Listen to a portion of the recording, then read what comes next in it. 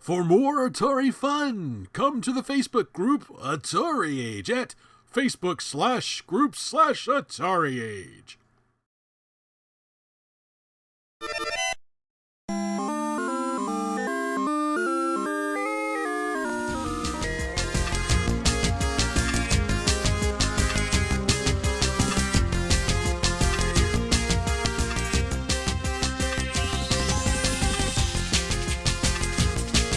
Hey guys, today we're going to take a look at the new Atari Flashback Portable, the 2017 release that just came out recently.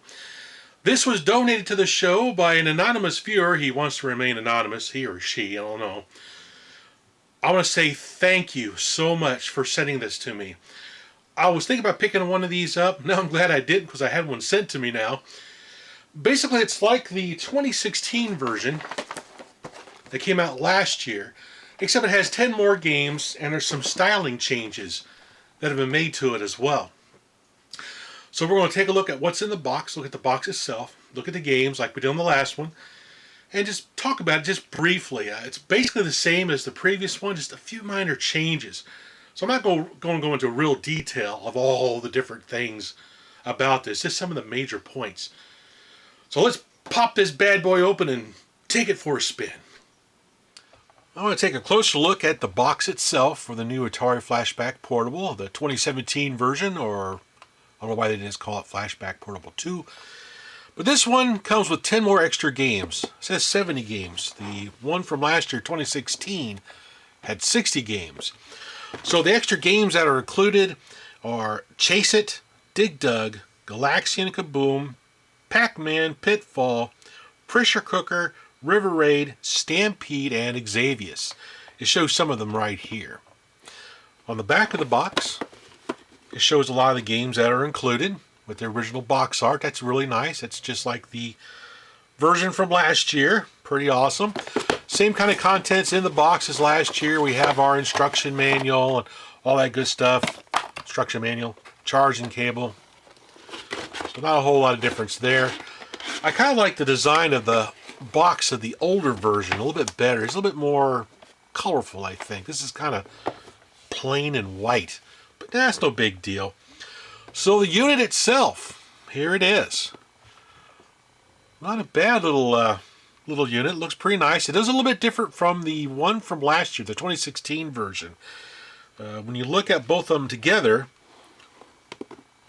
you'll notice the newer one, the 2017 version, is a little thinner, looks a little smaller. When you put them on their sides, you'll see that the 2017 version that's down here has a little bit more of a curve to it. Doesn't have this nice two-tone top. I kind of like this on the old version. And it's got a little bit thicker handholds here on the edges. Makes it kind of nice to hold. This one does feel pretty comfortable to hold. Basically has the same kind of inputs and outputs as the old one did. Well, we've got our SD card here. This goes into the top. Take the battery cover off. This comes off the top. I use a SanDisk 8 gigabyte card. You can use a 2 gigabyte, but this was the only thing I could find locally. SanDisk seems to work pretty well for me.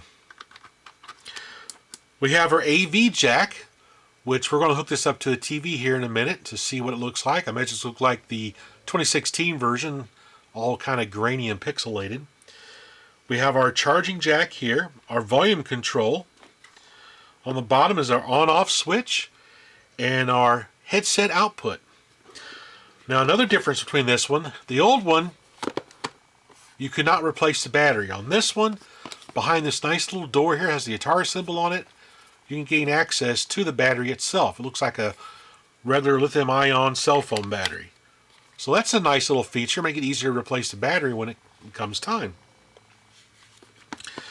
So let's turn the game unit on here. As it boots up, takes a second, there we go. Atari Interactive.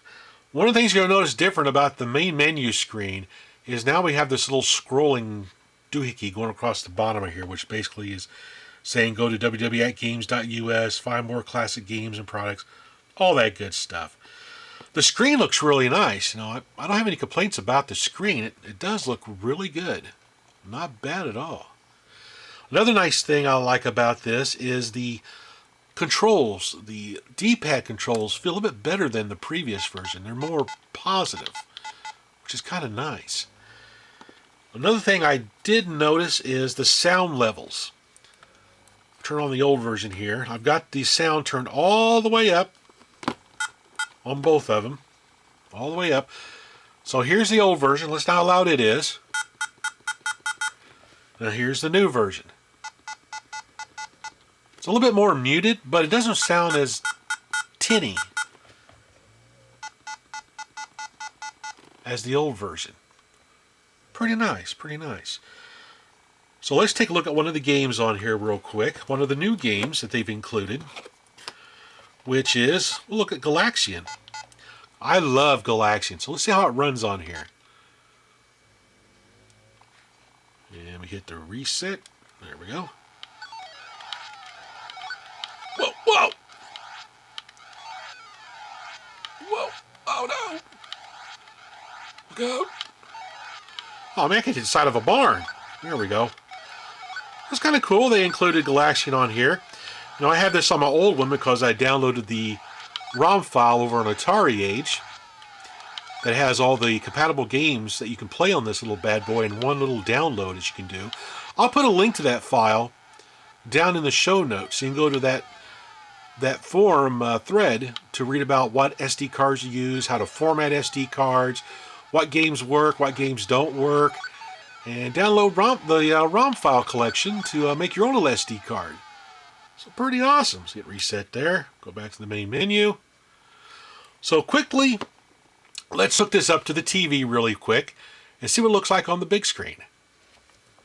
So now, we're going to connect up the AV cable to this new Flashback Portable and see what the main menu looks like on the big screen. Boop!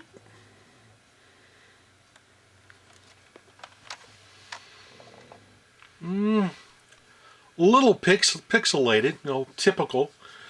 Just like the older one, it was just as pixelated. Let's take a look at a game. Do asteroids. Yeah, it's not too bad looking actually. No. It's kind of neat to be able to plug this in and play it on the big screen as well.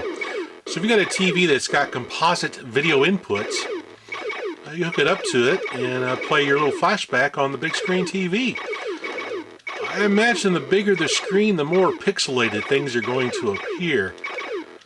But it's still cool. It's kind of nice to be able to do this with the Flashback Portable.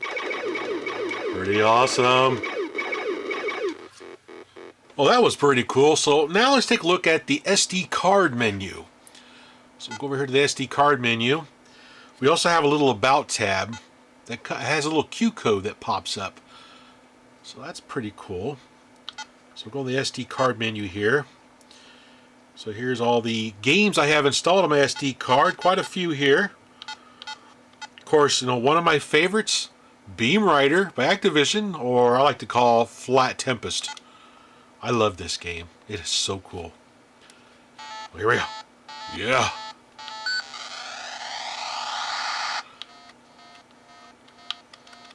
Such a great game. Get him! Get him! Die! Awesome! Hit reset.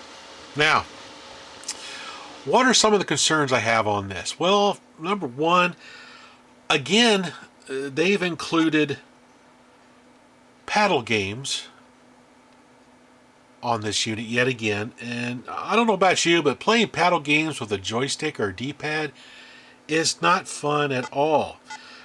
Take for example here, let's go to Kaboom. Kaboomy, there you are. Kaboom. Now, playing Kaboom with a joystick is not fun at all. Check this out. You have just one speed. So you guys sit there and just kind of bump it a little bit like so to try to catch the bombs. And it kind of hangs up when you get to the side of the screen. There's like a delay for it to come back off the end of the screen there. Not fun at all.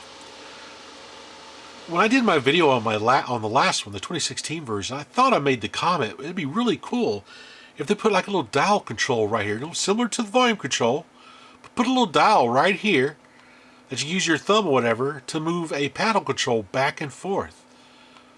That would have been so cool. That would have been a hit out of the ballpark right there, especially with Kaboom on here. That's just one of the concerns I have with this. I keep wanting to put paddle games on these flashback units, especially these portable ones, that you have no way to plug a paddle in to play. It gets kind of frustrating. Another thing I noticed I keep putting on all of these little flashback units and flashbacks in general are all the Sword Quest games. Now, the Sword Quest games are kind of hard to play if you don't have the comic books. Now, there's Waterworld right there. I mean, it's really neat that they put those games on here, especially Waterworld, which is a very hard one to find out in the wild.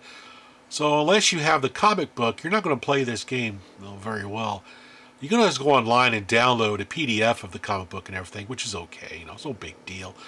But let's put some games on here that you just pick up and play on the go without have books and manuals carrying around with you. There's so many other titles that could have been chosen to put on here.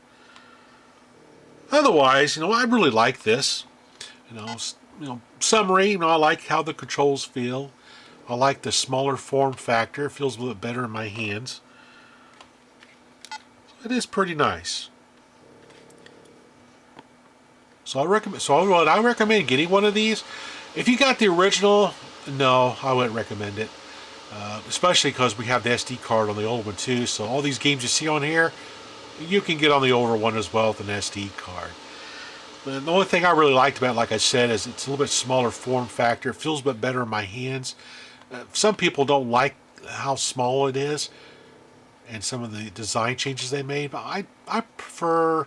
I don't mind it. I don't mind it at all. It's pretty nice. Oh, Pac-Man. Notice on the screen here, it's not the Atari 2600 Pac-Man that you're used to seeing. This is the homebrew Pac-Man game. I think it's actually Pac-Man 4K. Let's bring it up here real quick just before I end the video. Pac-Man. I think it's the 4K version because of the flicker fest that's going on. The 8K version doesn't flicker like that. Ugh. That music sounds terrible. And actually, it's kind of hard to play this game because the ghosts are flickering so bad. You can't really even see them.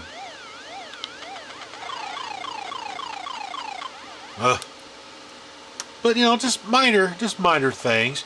I think it's really cool that they're putting these out. I remember when Kurt Vendel put out a picture of a prototype one that I think he was working on years ago. It really caused a buzz in the community. I wish Kurt's version would have come out because that probably would have been really awesome. But, I'll take what we can get, and this is kind of nice. For the $50 price tag, no. I would try to find it on sale. Maybe Black Friday they'll have these things on sale or something like that. Luckily, this one was sent to the show, so I'd actually have to buy this one. It was given to me, so that's nice. I was going to pick one up, but not until I found them for under $50. Anyway, that's the Atari Flashback Portable, the 2017 version. Thanks for watching.